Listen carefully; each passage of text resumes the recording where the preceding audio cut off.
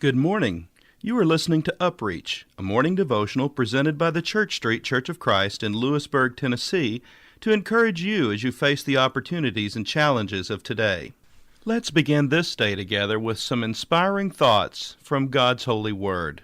Now it happened as they journeyed on the road that someone said to him, "Lord, I will follow you wherever you go." And Jesus said to him, "Foxes have holes, and birds of the air have nests, but the Son of Man has nowhere to lay his head." Then he said to another, "Follow me." But he said, "Lord, let me first go and bury my father." Jesus said to him, "Let the dead bury their own dead, but you go and preach the kingdom of God."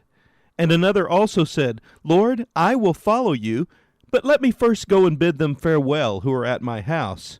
But Jesus said to him, "No one, having put his hand to the plow and looking back, is fit for the kingdom of God." Luke chapter 9, verses 57 through 62.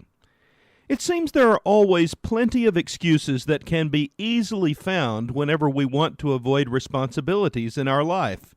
As a matter of fact, when we find ourselves in the mode of making excuses, it seems that any excuse will do. I know this is true because of the ease with which we find another excuse when circumstances have changed so that our previous one no longer applies. Consider these thoughts from God is No Fool by Lois Cheney.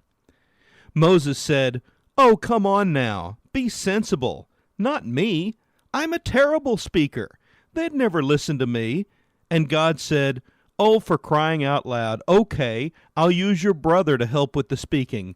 And Moses led God's people out of disintegration. Jonah said, "Oh, come on now, be sensible. Not me. I'm not the type." And after a rather unexpected vacation in a fish, just thinking things over, he talked to God's people and led them God's way. And Zacharias said, "Oh, come on now, be sensible. Not me. My wife and I are too old to have any kids." And God said, "Oh, shut up." And he did shut up for 9 months. And John was born, and the way for the Christ opened up. And I heard a child say, "I can't serve God. I'm too young." And I heard a boy say, "I can't serve God. I'm not good enough." And I heard a woman say, "I can't serve God. I'm not skilled enough." I wonder if God ever gets any new problems. What about you today? Do you find yourself making excuses for not doing the things you know that God would have you to do?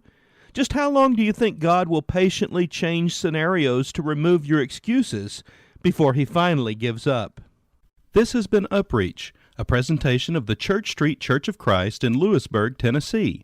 I am Kyle Bolton, the pulpit minister at Church Street, and I would like to personally invite you to come and share times of Bible study and worship with us each week. We meet every Sunday at 9 o'clock a.m. for our morning worship, followed by our Sunday school for all ages at 10:15 a.m. Then we meet again at 6 o'clock p.m. for our evening worship.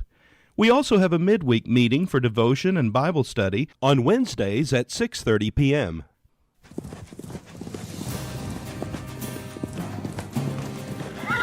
Howdy, y'all.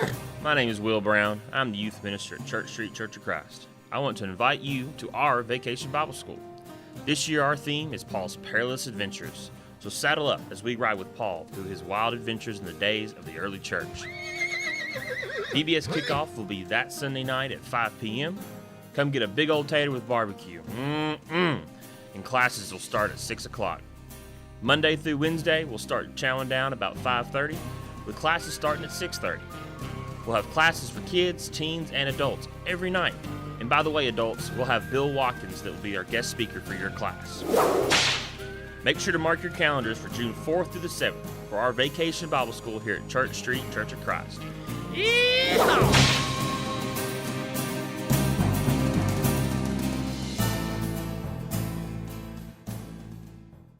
I hope to see you there. Have a blessed day. When Jesus walked